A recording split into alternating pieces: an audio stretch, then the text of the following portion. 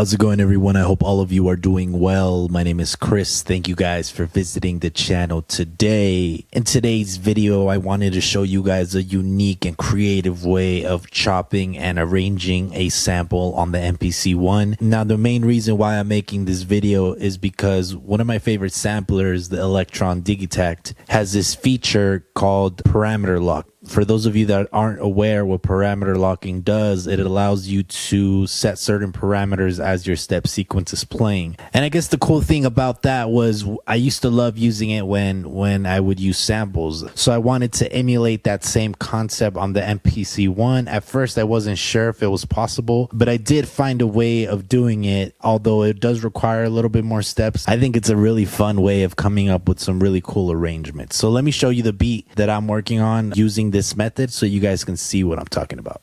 I'm gonna try my best to explain this. Hopefully it doesn't confuse anyone. So basically what I'm gonna be doing is I'm gonna be using the step sequencer to chop up samples. So I already made the beat ahead of time, so let me just play you guys the beat so you guys can get an idea of what it sounds like.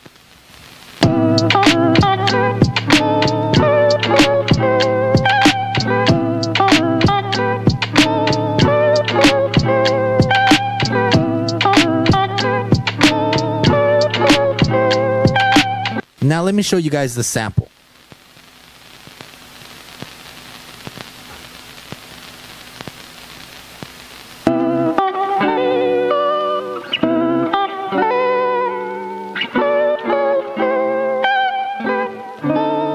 And now I'm going to go into the step sequence window. It looks kind of like a mobile data cellular bar on your cell phones. So the way that the MPC One step sequencer works is you get 16 steps. Each pad represents a step. So if I select pad 2 and 3 and 4, it should light up consistently. I guess I should explain this first. What I'm doing is I'm putting the exact same sample that I played you guys earlier, place them all within these first 8 pads. So now I'm going to go to the pad select button and I'm going to select pad 2, and you're going to see that it's going to be on a different step. And this particular pad, I have it on step 9. Now, this is where the whole purpose of the video comes in. We're going to go back to pad number 1. We're going to go to the program edit window. And as you can see, pad number 1 has the sample that I played for you guys earlier, untouched. Now I'm going to move to pad number 2.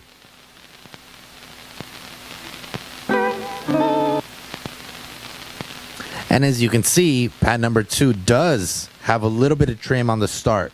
Now you're probably asking, okay, Chris, like what is so impressive about this? Now the cool thing about using the step sequencer to arrange your samples is that you can trim the sample on the fly. Let me show you guys what I'm talking about. So for now, I'm going to manipulate pad number 3. I'm going to press play.